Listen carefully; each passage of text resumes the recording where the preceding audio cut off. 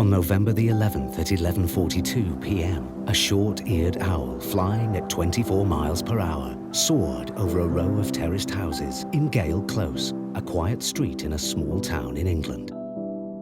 At that exact same second, in number 19, Arthur Hill snorted in his sleep, dreaming of his prize-winning tomatoes.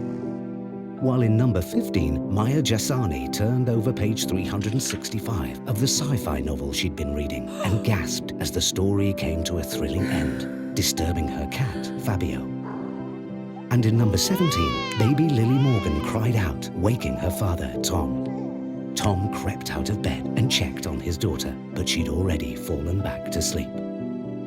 For a moment, he thought he could smell gas and remembered that their gas appliances were well past their yearly checkups, but put it out of his mind, thinking it was more likely to be a smell coming from the nappy bin.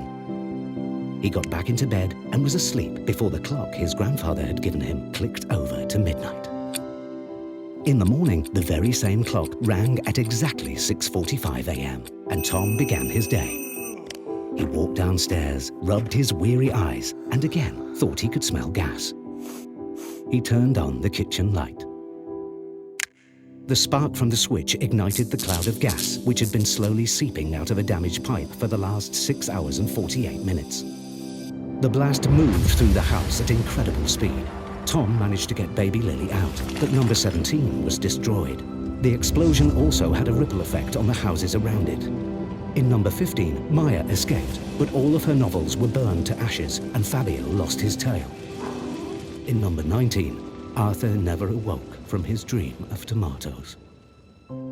The street would now be without gas for many days, but the psychological impact of that night would last much longer. Rose from number 5 would miss her cups of tea with Arthur, and it would be months before the Monteith family from number 13 could return to their home. It never felt the same again.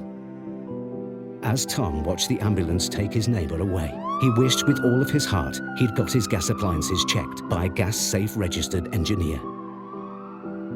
As everyone on Gale Close tried to sleep that night, they all wished they'd done more to be gas-safe.